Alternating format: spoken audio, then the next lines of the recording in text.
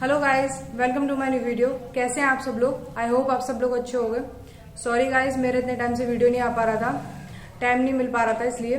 तो जैसा कि मैंने आप लोगों से कहा था, मैं अपना यूपी पुलिस का पूरा पेपर, रियल पेपर सॉल्व कराने वाली हूँ।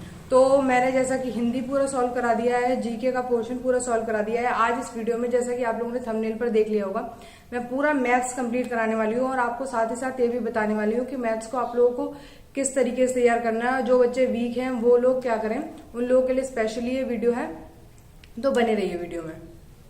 गाइस, ये मेरे पास पूरा मैथ्स का पेपर है जिसको मैं अभी आप लोगों को बोर्ड पे समझाने वाली हूँ। और अगर आप लोगों को कहीं भी कुछ भी समझ में ना आए तो आप लोग कमेंट बॉक्स में कमेंट कर सकते हैं।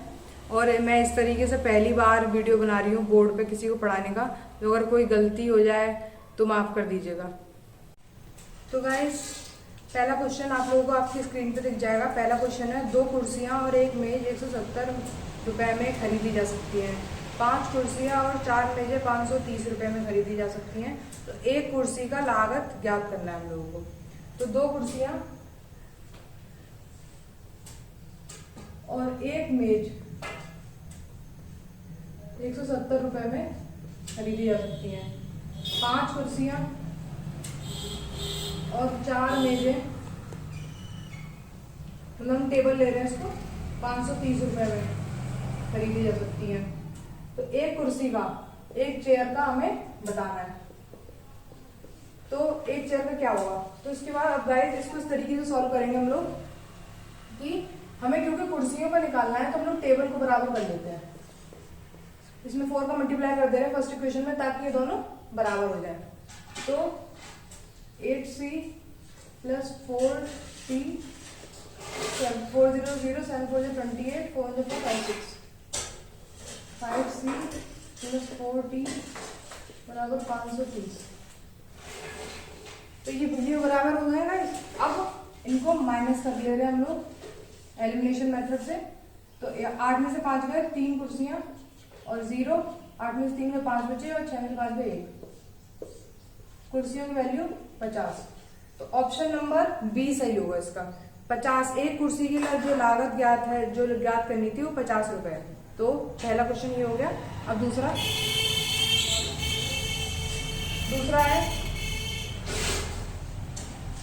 कि एक्स के पास बैंक खाते में 90.53 रुपए शेष हैं और 67.414 जमा करने हैं और 70.16 की निकासी के बाद शेष राशि क्या होगी? ये क्वेश्चन है हमारा। तो 90.53 रुपए उसके पास अभी हैं और उसने 67.14 जमा कर दिए हैं, और जमा कर दिए 67.14। तो 4 3 7 5 1 6 7 9 6 15, इतने रुपए अभी उसके पास हो गए हैं। उसके बाद वो 70.16 को वो निकाल लेता है। तो इसमें से वो 70.16 निकाल लिए। तो 7 में 6 गए 1, 6 में से गए 5 7 और 15 में से 7 गए 5 6 7 8, 87.51। मतलब कि ऑप्शन नंबर बी इसका सही आंसर है। तो गाइस, अगला क्वेश्चन है, 2 संख्याओं का HCF और LCM 2 और 72 है और बड़ी संख्या छोटी संख्या के दुगने से 2 अधिक है। तो छोटी संख्या ज्ञात करनी है हम लोगों को।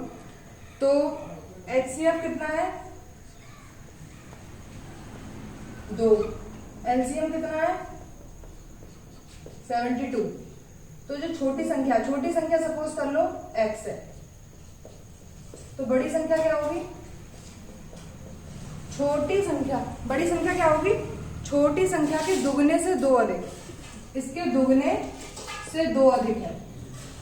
तो छोटी संख्या बतानी है। तो हम लोग जानते हैं, हम लोग पढ़ चुके हैं, LCM into HCF equal product of these 2 numbers, मतलब first number into second number. तो HCF कितना हमारा 72, HCF कितना हमारा 2। फर्स्ट नंबर ये है x और सेकेंड नंबर क्या हमारा 2x प्लस 2। ठीक है, तो इसमें से 2 कॉमन ले रहे हैं हम। x प्लस 1 बचा है यहाँ पे, 2 से 2 कट गया, इसका अंदर मल्टीप्लाई कर दिया, x स्क्वायर प्लस x और 72 को धर लिया है -72 बराबर 0। अब 72 के फैक्टर कर लेंगे हम लोग। तो 72 के फैक्टर हो जाएंगे 9 8 जा 72 होता है। ठीक है, तो x square plus 9 minus 8 x minus 72 equals to 0। तो x square plus 9x minus 8x minus 72 equals to 0। X plus 9 minus 8 x plus 9। तो इसका एक फैक्टर हो गया x प्लस 9 और दूसरा है x माइनस 8। तो x इक्वल 8 लिया जाएगा, x बराबर 8। तो जो हमारी छोटी संख्या x थी तो ये x के बराबर आ गई, तो x की वैल्यू हमारी 8 आ गई है। ठीक है, अब इस ऑप्शन नंबर सी सही होगा इसका, क्योंकि ऑप्शन में -9 तो कहीं भी नहीं दिया है, तो 8 को लेके चलेंगे हम लोग। उसके बाद अगला क्वेश्चन है गाइस,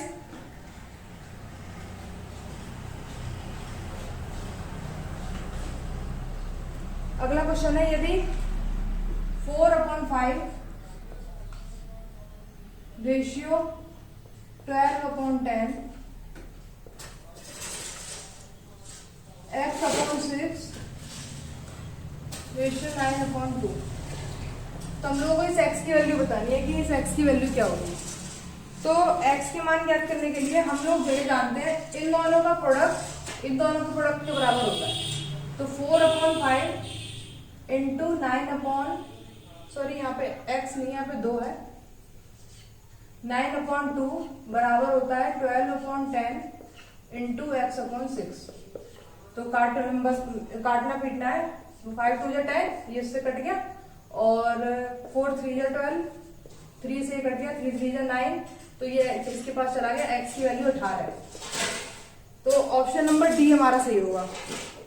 गाइस अगला क्वेश्चन है 800 के 85% का 120% का 40% हम लोग याद करना है। तो गाइस ये क्वेश्चन गलत था, मतलब क्वेश्चन तो सही था, इसके ऑप्शंस गलत थे, ऑप्शन मैच नहीं कर रहे थे। तो बोर्ड की तरफ से भी हम लोगों को इसमें फ्री मार्क्स दिए गए थे। तो मैं आप लोगों को इसका आंसर दिखा दे रही हूँ क्या आएगा।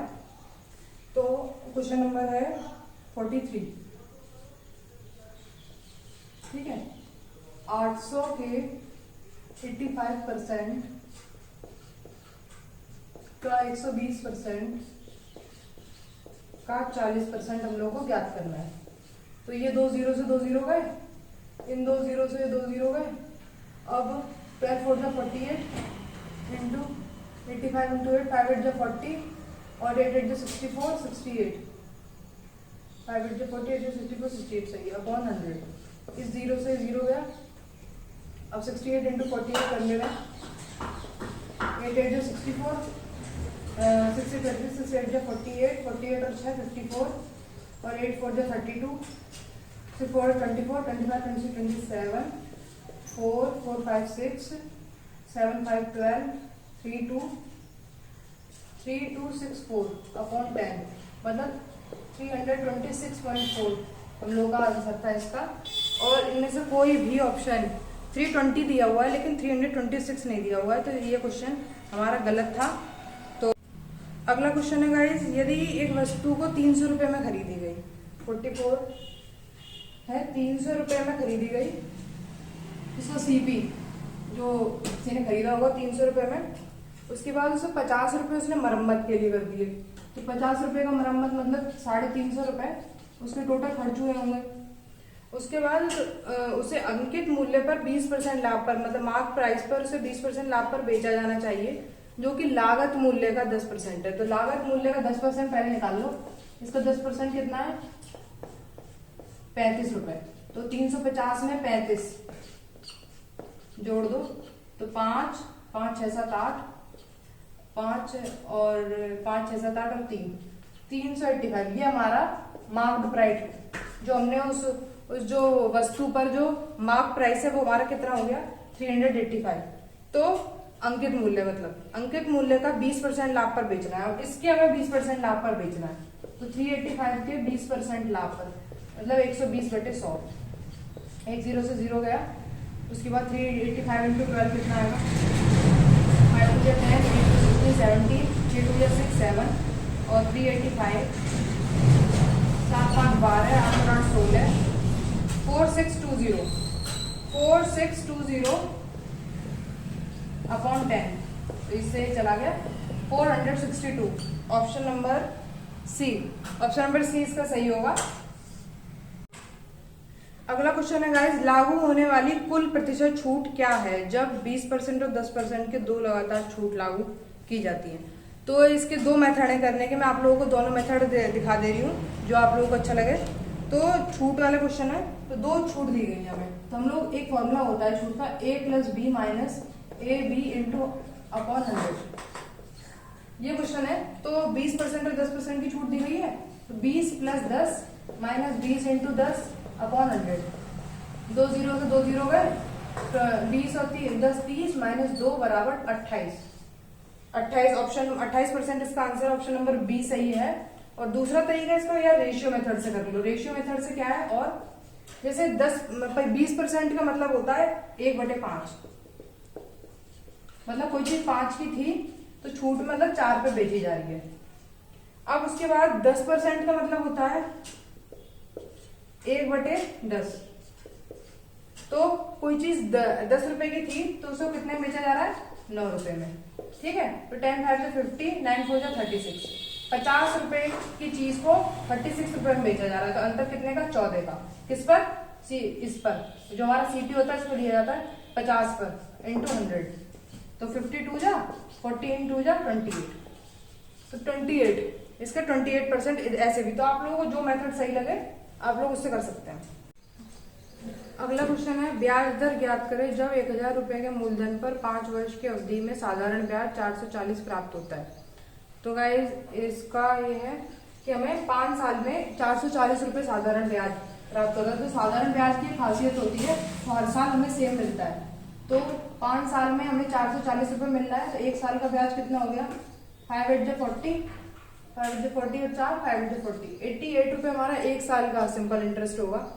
उसके बाद अब इसने क्या बोला है, ब्याज दर याद करें जब 1000 के मूलधन पर 5 वर्ष की अवधि में साधारण, तो 88 रुपए हमें किसमें मिल रहे हैं, 1000 पर इंटू 100, 2 0 से 2 0 गए, 8.8%।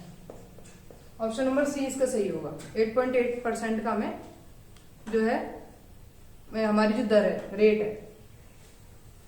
अगला है 47 क्वेश्चन, उस काल अवधि को ज्ञात करें जिसमें 1000 के मूलधन पर वार्षिक 10% ब्याज दर 331 का चक्रवृद्धि ब्याज प्राप्त हुआ था।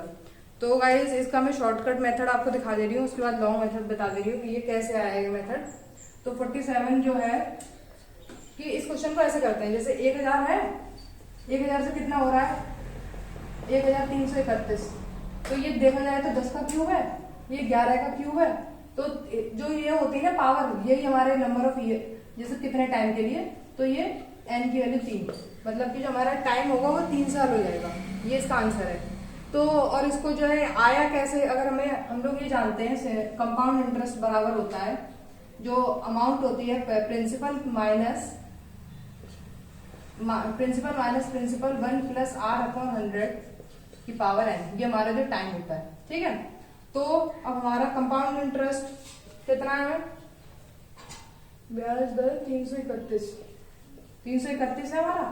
ये कितना है हमारा, 1000, 1000 पर तो दिया जा रहा है माइनस 1000 और 1 प्लस रेट कितनी है 10/100, तो n हो गया। अब ये 0 से 0 कट गया, ये पूरा इधर ले आओ, 1000 1, इसको इसमें प्लस किया तो 11/10 की पावर n, और इसको इधर ले आओ तो ये हो जाएगा 1331। ठीक है, अब ये अपॉन में चला जाएगा इसके, तो 11/10 की पावर n बराबर 1331/1000। तो हम लोग ये जानते हैं कि ये किसका है, 11/10, मतलब कि 11/10 का क्यूब। तो ये क्योंकि बेस सेम है और पावर है तो n की वैल्यू 3 आ गई। तो ये शॉर्ट मेथड है, इतने लॉन्ग करने से अच्छा है कि जो ये होता है ये इस तरीके से इसका आंसर निकल आता है। ठीक है,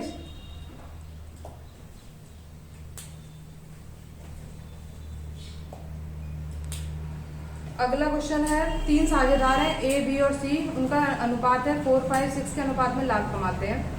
यदि लाभ में सी का हिस्सा ए की तुलना में 200 अधिक है तो उनके द्वारा प्राप्त कुल लाभ ज्ञात करें। तो A/B/C क्या है हमारा, 4/5/6 है। ठीक है, हमें इनसे क्या बोला गया, यदि लाभ में सी का हिस्सा ए की तुलना में 200 अधिक है, रेशियो के हिसाब से कितना अधिक है 2, क्वेश्चन के हिसाब से 200 अधिक है, 2 की वैल्यू मतलब 200 है। तो हमसे क्या पूछा है, उनके द्वारा प्राप्त कुल लाभ कितना है 6 4 10 5 15, तो 15 की वैल्यू, 2 की वैल्यू अगर 100 है मतलब 200 है, तो 1 की वैल्यू 100 हो गई, तो 15 की वैल्यू 1500। ये आंसर। अगला क्वेश्चन गाइस, 3 साझेदार है ए बी सी 2:3:4 के अनुपात में लाभ कमाते हैं, ठीक है। अब नया साझेदार डी आ गया है, जिसने ए और सी के प्रत्येक के शेयरों में से आधा हिस्सा लिया है, और यदि लाभ में डी का हिस्सा अब 100 रुपए है, तो कुल लाभ हमें बताना है कितना होगा। तो गाइज इसको इस तरीके से होगा, 49 क्वेश्चन है हमारा। A:B:C कितना दिया है हम लोगों को, 2:3:4। उसके बाद अब एक नया साझेदार डी आ गया हमारा, तो डी है क्या कि इसका आधा और इसका आधा, तो इसका आधा 1, इसका आधा 2, 3 इसने ले लिया है, ठीक है। तो इस हमारे हिसाब से रेशियो के हिसाब से कितनी वैल्यू बैठ रही है 3, क्वेश्चन के हिसाब से डी का लाभ कितना है 100, तो 3 की वैल्यू 100 है। तो उन्होंने क्या पूछा है, तो कुल लाभ कितना है 4 5 6 7 8 9, 9 की वैल्यू कितनी होगी, तो 100/3 × 9, 3 3 जा 9, 300 रुपए। ऑप्शन नंबर डी इसका सही है। अगला है कि 50, एक खुदरा विक्रेता ने 10 रुपए की दर से 7 वस्तुएं 11 रुपए में खरीदी, 10 रुपए की दर से 7 वस्तुएं खरीदी, तो 10 रुपए में उसने कितनी चीजें खरीदी 7, 10 रुपए में 7, तो टोटल उसका खर्चा 70 रुपए हो गया।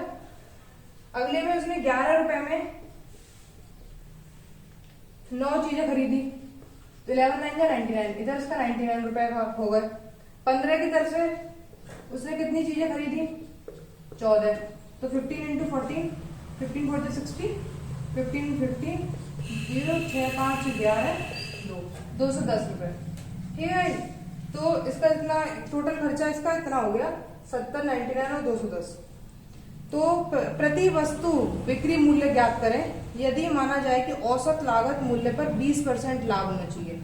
तो पहले टोटल देख ले रहे हैं हम लोग को कितना मिल रहा है, 9 1 10 7 16, नहीं 9 1 10 7 17 17 आएगा यहाँ पे, और 379, और हमें वस्तुएं कितनी टोटल हम खरीद रहे हैं, तो 14 और 7 21 21 और 30 चीजें हमें 379 की मिल रही है। तो 379 की मिल रही है, एक हमें कितने की मिलेगी 379/30, एक वस्तु इतने पे मिलेगी, और हमें लाभ कितना होना चाहिए 20% का लाभ, तो इसका 120/100, तो 0 से 0 गया, 3 4 जा 12, और 379 × 4, 9 4 जा 36, 7 4 28, 29 30 31, 4 3 12, 13 14 15/100, तो 15.16। Option number 1, option number A इसका सही आंसर है। अगला क्वेश्चन है गाइस,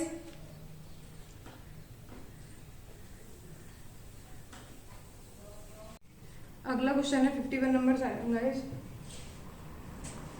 ए और बी किसी काम को 12 दिन में कर रहे हैं, बी और सी किसी काम को कितने दिन में कर रहे हैं 16 दिन में, और सी और ए किसी काम को 24 दिन में कर रहे हैं। तो इनका एलसीएम आ जाएगा 4 × 3, 4 × 4 और 8 × 3, तो 4 × 4 × 3 हम इसका एलसीएम आ गया, तो 4 3 जा, तो इसका 4, ये 4 4 जा तो 3, और 4 2 जा 8, और 3 चला गया तो 2। तो ए बी सी मिलकर कितने दिन में करेंगे, इसको जोड़ लो, 2a + b + c, इसको 9 दिन में कर पा रहे हैं। तो a + b + c कितने में कर पाएंगे 9/2 में। हमारा काम कितना है इतना, 4 × 4 × 3/9/2, ये ऊपर चला जाएगा, तो 4 × 4 × 3 × 2/9, 3 3 जा 9, अब 4 4 जा 16, 16 2 जा 32, 32/3, 10.6 6 7। ये इसका option number D, option number D सही है इसका। अगला क्वेश्चन है गाइस,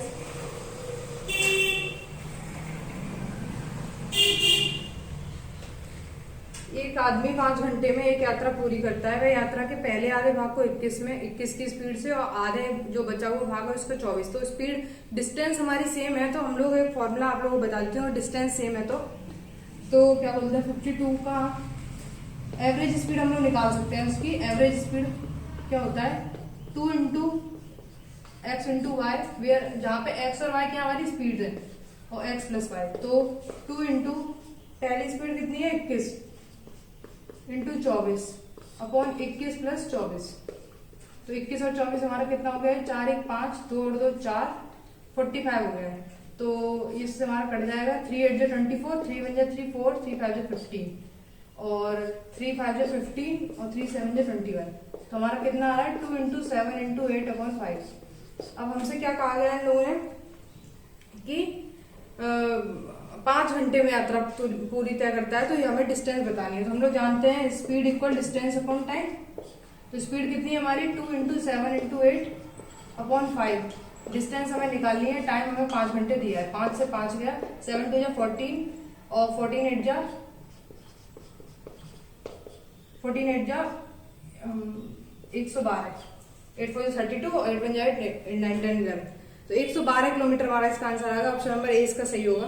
अगला क्वेश्चन है 2 रेलगाड़ियों की गति हम लोगों को पता करनी है। नहीं, गति का अनुपात हम लोगों को दिया है और दूसरी रेलगाड़ी 5 घंटे में 450 किलोमीटर। तो 2 रेलगाड़ी हैं, उनका अनुपात हमें ये दिया है ए और बी का सपोज। और हम लोगों से क्या कहा है जो दूसरी वाली जो रेलगाड़ी है इसकी ये 5 घंटे में 450, तो स्पीड इसकी कितनी होगी 450 बटे 5, 5 9 45, तो 90 किलोमीटर प्रति घंटा इसकी स्पीड है। और रेशियो के हिसाब से इसकी कितनी है 6। तो 6 की वैल्यू अगर 90 है तो 5 की वैल्यू कितनी होगी 90 अपॉन 6 to 5, 6 1 6, 7 8 9, 6 5 30। तो 15 5 75। तो 75 किलोमीटर पर आवर इसकी स्पीड होगी ये वाली गाड़ी की। अगला क्वेश्चन है गाइस,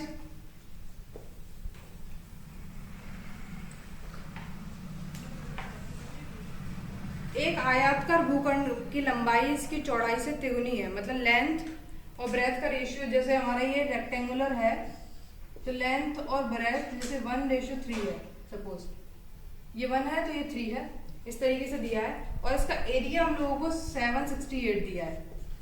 ठीक है, तो हम लोगों से इसका परिमाप मतलब पेरीमीटर पूछा है। पेरीमीटर क्या होगा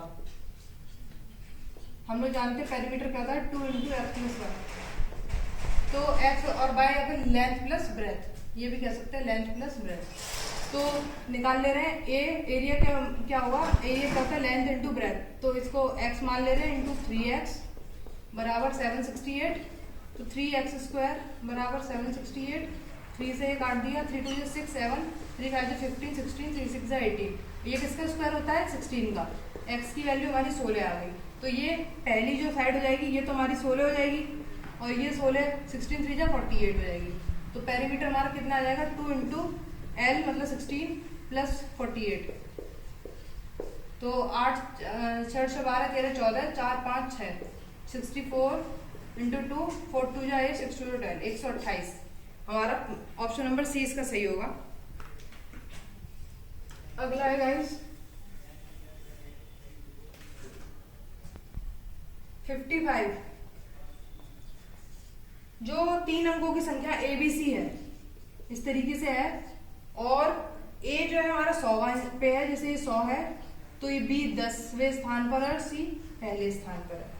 तो अगर हम लोग को जोड़ लेंगे तो कितना आएगा, यही तो आएगा 1 1 1। अब अगला है इस संख्या को ABC रूप में पुनः लिखा जाता है। ABC लिखेंगे तो क्या होगा 111 111।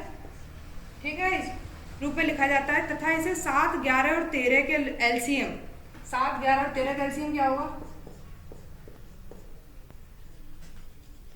7 11 और 13 का एलसीएम 1001 होता है। इन तीनों का एलसीएम ये होगा। अब के से डिवाइड किया जाता है, इनके एलसीएम से इसको डिवाइड किया जाता है, तो 1 1 1 1 1 1 को इससे डिवाइड किया जाता है, तो कट के आएगा 1 1 1। तो ये 1 1 1 ये किसके बराबर हो जाएगा, ए बी सी के। हमारा आंसर भी डिवाइड होके क्या आएगा, A B C. Option number A इसका सही होगा।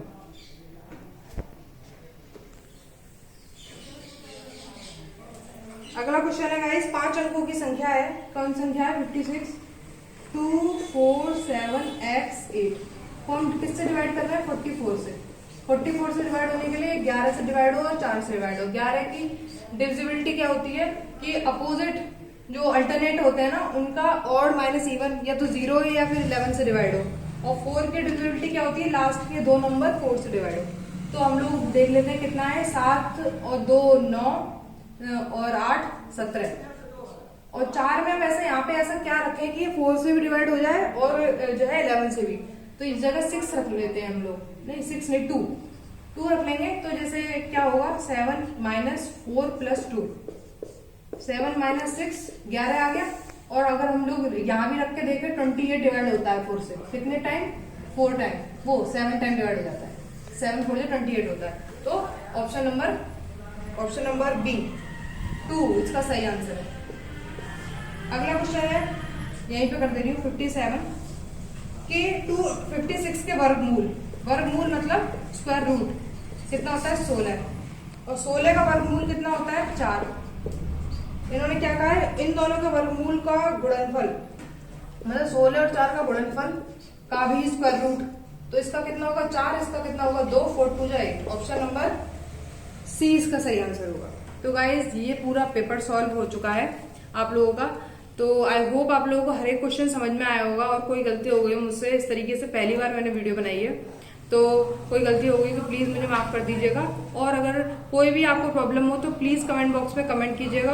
और जैसे ही मुझे टाइम मिलता है मैं रीजनिंग का पूरा सॉल्व, इस तरीके से क्वेश्चन इसके आए थे मैथ के, रीजनिंग का भी लाऊंगी। तो आप लोगों ने देखा होगा इसमें मेरे पेपर में एडवांस मैथ के कोई भी क्वेश्चन नहीं आए थे, मेनली रीजनिंग से आए थे। रीजनिंग से भी रेशियो, प्रोपोर्शन, एलसीएम, एचसीएफ, ज्यादा हार्ड क्वेश्चन नहीं आए थे। जो लोग मैथ से डरते हैं तो मैं उन लोगों को बता दूं, आप लोग थोड़ी बहुत भी तैयारी कर लेंगे तो अच्छा हो जाएगा। इस तरीके के क्वेश्चन आते हैं, तो आप लोगों को अपनी बस कैलकुलेशन तेज करनी है।